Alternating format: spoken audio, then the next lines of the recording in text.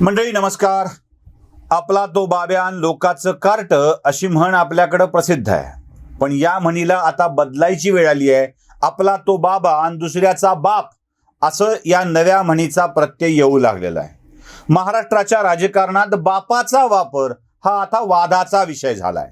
खास करून त्या बापाचा वापर ज्याला महापुरुषाचा दर्जा देण्यात आलेला आहे त्या बापाचा वापर करण्याबद्दल अनेक जण अनेकांना सुनावतायत. अगदी माझा बाप चोरला अशा स्वरूपाची भाषा देखील बोलली जाते आहे. पहिल्या भागात उद्धव ठाकरेंनी दिलेल्या मुलाखतीत हेच वाक्य वापरलंय. ऐका तुम्ही. शिवसेना हे नातं तोडायचं आहे. माझं आव्हान आहे की ठाकरे आणि शिवसेना नातं तोडून दाखवा. मात्र ते करताना माझ्या वडिलांचे फोटो लावून मतं मागू नका. प्रत्येकाला आईवडील असतात आणि त्यांच्याबद्दल मला आदर आहे. मला माझ्या आईवडिलांबद्दल आदर आहे. तसं प्रत्येकानं प्रत्येकाच्या आईवडिलांबद्दल आदर असायला पाहिजे. आता गेल्या आठवड्यात गुरुपौर्णिमा झाली. मी माझ्या वडिलांना आजोबांना गुरु मानतो. प्रत्येकाने पितृदेव भव मातृदेव भव देव मानलं पाहिजे.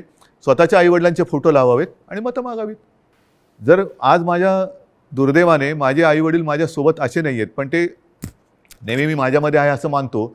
पण ज्यांची आई आणि वडील हे सुदैवाने त्यांच्यात आहेत, तर मी म्हणेन असा आशीर्वाद पुन्हा दुसरा मिळू शकत नाही. त्यांना घेऊन सभा घ्याव्या, भाषणं करावीत आणि मतं घ्यावीत. माझे वडील का चोरताय? माझे वडील का चोरताय? माझे वडील का चोरताय? माझे वडील का चोरताय? माझे वडील काय? म्हणजेच काय की तुमच्यात कर्तृत्व नाहीये, तुमच्यात हिंमत नाहीये, तुम्ही मर्द नाही आहात, तुम्ही विश्वासघातकी आहात. आणि लोकांचा, माझा तर केलाच, लोकांचा विश्वासघात करताना बाळासाहेबांच्यावरनं संभ्रम कशाला करतायत? तुमचा मर्दाचा चेहरा घ्या आणि जा पुढे आणि मागा मतं. नाही, पण एवढ्यावरच उद्धव ठाकरे थांबलेत असं अजिबात नाहीये. पुढे दुसऱ्या भागात देखील त्यांनी हाच विषय बोललाय आणि पुन्हा म्हटलंय की बाळासाहेबांच्या मुलाला सत्तेवरून खाली खेचलं. ऐका तुम्ही. ठीक आहे ना, कोण विरोधी पक्षात असेल, आम्ही तर मित्रच होतो. 25-30 वर्ष आपण त्यांची सोबतीच होतो. तरीसुद्धा 2014 त्यांनी युती तोडली होती. कारण काही नव्हती. तेव्हा आपण हिंदुत्व सोडलेलं नव्हतं आणि आजही सोडलेलं नाही. पण तेव्हा तरी देखील भारतीय जनता पक्षाने शिवसेनेसोबतची युती शेवटच्या क्षणाला तोडली होती. कशाला? आम्ही मित्रच होतो तुमचे. काय मागत होतो तेव्हा? तर मी आत्तासुद्धा 2.5 वर्षाचं मुख्यमंत्रीपद शिवसेनेसाठी का मागत होतो आणि मागितलं होतं ते म्हणजे मी त्या सरत्या काळामध्ये माननीय शिवसेना प्रमुखांना वचन दिलं होतं की मी शिवसेनेचा मुख्यमंत्री करून दाखवेन. म्हणजे तसं बघितलं तर ते वचन अजूनही माझं अर्धवट आहे. कारण मी मुख्यमंत्री होईन असं नव्हतं बोललो. ते मला एक आव्हान स्वीकारावं लागलं होतं. कारण ह्या सगळ्या गोष्टी ठरवल्यानंतर नाकारण्यात आल्या, म्हणून मला ते करावं लागलं. हो, पण फुटीरांचा तोच आक्षेप आहे. फुटीरांचा आक्षेप हाच आहे की उद्धव ठाकरे मुख्यमंत्री झाले. बरं झालो, कारण मी आता होऊन गेलेलो आहे. होय, बरोबर आहे, झालो. काय प्रॉब्लेम काय तुम्हाला? पण म्हणून तुम्ही ज्या बाळासाहेबांचा फोटो लावताय त्या बाळासाहेबांच्या पुत्राला गादीवरनं खाली उतरवलं. याआधी देखील उद्धव ठाकरे अशी भाषा आपल्या फेसबुक लाईव्ह मध्ये वापरत आलेली आहे, आपल्या भाषणात वापरत आलेले आहेत. माझ्या बाबाचं नाव का लावताय? तुमच्या बाबाचा फोटो लावा, तुमच्या बापाचा फोटो लावा आणि मग निवडणूक लढवा, मग बघा काय मिळतंय ते. मुळात या सगळ्या वाक्यांचा उबग इतका आलाय ना आता की बाळासाहेब ठाकरे हे उद्धव ठाकरे यांचे पिता होते हे त्रिकालाबाधित सत्य आहे. म्हणून त्यांच्या नावाचा वापर करण्याचा अधिकार महाराष्ट्रातल्या अन्य कोणालाच नाही असा उद्धव ठाकरेंचा दावा मला जरासा आश्चर्यकारक वाटतो. आश्चर्यकारक यासाठी म्हणजे बाळासाहेब खूप महनीय व्यक्ती आहेत, त्यांचं नाव वापरण्याचा अधिकार आहे, असल्या नैतिक गप्पा मला मारायच्या नाही आहेत. मला एकच प्रश्न विचारायचा आहे. आपला बाप लोकांनी वापरू नये असा आग्रह धरणाऱ्या उद्धव ठाकरेंनी दुसऱ्यांच्या बापाची पोरं आपल्या पक्षासाठी 3-3 पिढ्या वापरली. त्याचं काय? हा पक्ष वाढवण्यासाठी दुसऱ्यांची लेकरं वापरण्याची खुबी शिवसेनेलाच माहीत आहे. अहो, काय काय नाही केलं लोकांनी शिवसेनेसाठी. एकनाथ शिंदे जेलमध्ये गेले, रामदास कदम जेलमध्ये गेले, दिवाकर रावते जेलमध्ये गेले, कर्नाटकात जेलमध्ये गेले. किती गुन्हे यांच्या अंगावर आहेत. काय काय यांच्यावरती त्या तत्कालीन सरकारनं अन्याय केलेला आहे, मारलाय, तुरुंगात टाकलाय, अनेक दिवस राहिलेत, आंदोलनं केलीत, लाठ्या काठ्या झेलल्यात, सगळं केलंय. या वेळेला रामदास कदमांच्या पित्याची परवानगी शिवसेनेनं घेतली होती का? दिवाकर रावतेंच्या पित्याची परवानगी शिवसेनेनं घेतली होती का?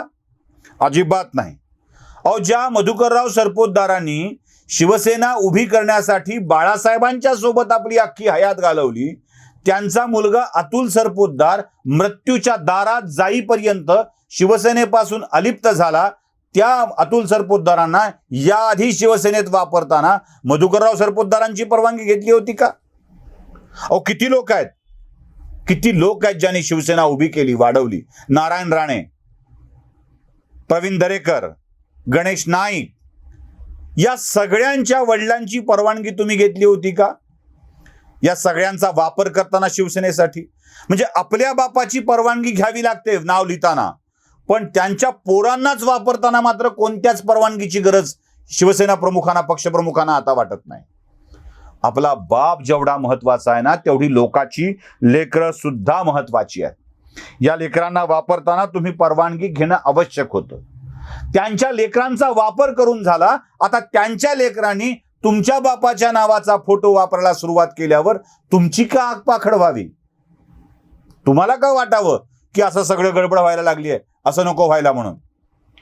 मुळात बाळासाहेब ठाकरेंच्या नावाचा समावेश महापुरुषांच्या यादीमध्ये तुम्हीच केलेला आहे. उद्धव ठाकरे, तुम्हीच केलेला आहे.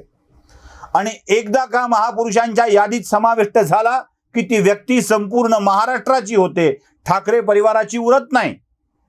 म्हणजे केवळ उद्धव ठाकरेंचे पिताश्री, आदित्य ठाकरेंचे आजोबा, या असल्या गोष्टींना काही अर्थ उरत नाही. आणि राहिला प्रश्न बापाचंच नाव वापरण्याचा, तर आदित्य ठाकरेंच्या बापाचे बाप आहेत बाळासाहेब ठाकरे. आदित्य ठाकरेंनीही केवळ उद्धव ठाकरेंचाच फोटो वापरावा. मग बाळासाहेबांचा फोटो आदित्य ठाकरेंनी वापरू नये, म्हणजे बापच वापरायचं ठरलं तर हे केलं जावं असं मला म्हणायचं. आपण हे सातत्यानं असं करत आलेलं आहात.